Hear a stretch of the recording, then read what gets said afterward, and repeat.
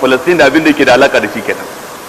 Sai mu kuma kan gabar magana ta hudu, Masjid al-Aqsa shi kadai a matsayinsa na masallacin Qudus, dan mu gane matsayinsa a wurin mu musulmi. Kar mu rinka jin ana rikici akan Masjid al-Aqsa, mu rinka ganin matsala ce da ta shafi mazauna wannan yanki, waɗanda ma iya cewa asalin su ko dai Ibraniyun ko kuma Kana'aniyun in mun duba tarihin da yafi kowanne tsawo, cewa su ne mazauna wannan yankin, wanda mu yanzu Hausawa ne da Fulani da bare-bare da Yarbawa, ba mu ba Kana'aniyuna bane ba, mu ba kuma Ibraniyuna bane ba.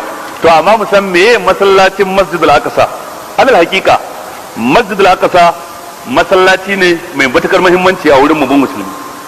Hadisi ya tabbata cikin sahih Bukhari da Muslim daga Abu Zar al-Ghifari, Allah shi kare yadda a gare shi, ya tambayi manzon Allah yace wani farkon masallaci ne Allah ya azawa mutane a ban kasa? Sai manzon Allah ya ce Masjid al-Haram, masallacin Makka. Na biyu wa Baitul Maqdis, da ko masallacin Qudus, masallaci na biyu kenan. Sai aka tambaye manzon Allah kan bainahuma, a tarihance menene tsawon shekarun da ke tsakanin ginin masallacin Makka da masallacin Qudus? Sai manzon Allah ce 40 aman, da shekaru 40 kadai masallacin Makka ya girma Masjidul Aqsa wajen ginawa a tarihi. Kawo ku masallacin Makka farkon masallaci kenan, inna awwala baitin wudi'a lin-nas lallazi bi Bakkata mubarakan wa hudan lil alamin fihi ayatun bayyinatun maqamu Ibrahim wa man dakhalahu kana amina walillahi 'alan nasi hajjul baiti man istata'a ilayhi sabila wa man kafara fa inna Allaha ghaniyyun 'anil alamin. Ashe a takaice masallacin Qudus namu ne, irin yadda wannan masallacin na Umar bin al-Khattab da ke kan titin Zaria Road a kanan Dabe yake a matsayin namu mu musulmi, haka masallacin Qudus ma namu ne, irin yadda in wani arne yace zai zo ya kai farmaki ya keta alfarman masallacin Umar bin al-Khattab, za mu bayar da jinin mu wajen kare wannan masallaci, haka ya zama wajibi a can gurin mu yi fattaqullaha mastata'tum.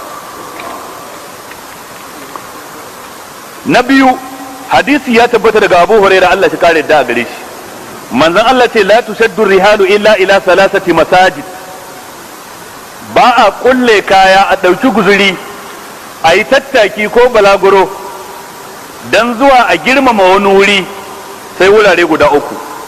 Wuri na farko al-Masjid al-Haram, masallacin Makka, masallacin Ka'aba. Wuri na biyu manzon Allah ce wa masjidi, da masallacina. Wuri na uku wal Masjidul Aqsa, da masallacin Qudus. Ya halatta ka ware kudinka na musamman, ka sai tiket, ka nemi visa dan ka kai ziyara ta musamman zuwa masallacin Qudus, irin yadda ya halatta ka yi haka din dan ka kai ziyara ta musamman dan zuwa masallacin Makka ko masallacin manzon Allah da ke birnin Madina. Dan hadisi ɗaya ya hada su da juna. Wani hadisi Bukhari da Muslim suka rawaito. Ba ma wannan ba, Masjidul Aqsa wuri ne da Allah ya albarka a daura da shi, wuri ne da ya zanto hamzatul wasli bainal ardi was sama, tsakanin sama da ƙasa. A tafiya mai nisan zango da ba wani matafiyi a duniya da ya taɓa yin irinta in banda manzon Allah, zango ɗaya yayi a hanyar shine masallacin Qudus. Ita ce tafiyar Isra'i da Mi'raji. Shi Isra'i din shine ratan tafiyar da ke tsakanin birnin Makka zuwa Masjidul Aqsa.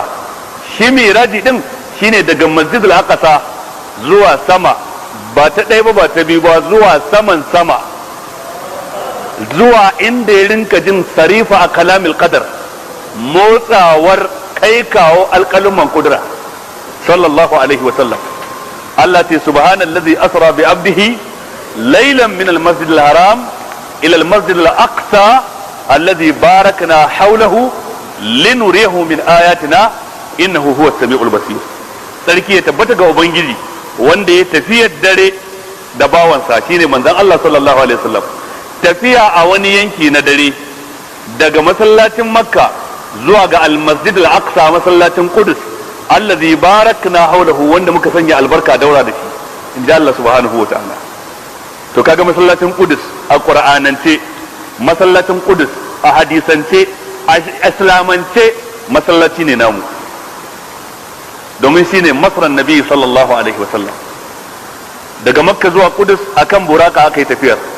Wata dangin dabba ce da aka ɗauki manzon Allah a kai, nisanta shine idan ta daga kafarta inda za ta ajiye iyakacin inda idanta ya hango za ta ajiye, in ta sake dagawa iyakacin inda ido ya hango za ta ajiye. To ko da ganinta a ce daidai yake da ganin madaidaicin mutum daga cikin mu, kaga madaidaicin mutum daga cikin mu kila zai iya hango abu kilomita 2 ko 3 a gabansa a lokacin da babu hazo, babu duhu, babu duhun dare, ba kaza. To a ce idan ka daga kafa sai kilomita 2 ka ajiye, ka sake daga sai kilomita 2, ai kaga tafiyar mai yawa. Daga can gurin kuma aikin buraka ya kare, daga nan zuwa sama mi'raj kenan. A takaice dai kun ji masallacin Qudus, kun ji matsayinsa. Gabar magana ta biyar sai magana akan Yahudu. Ɗazu na ce da ku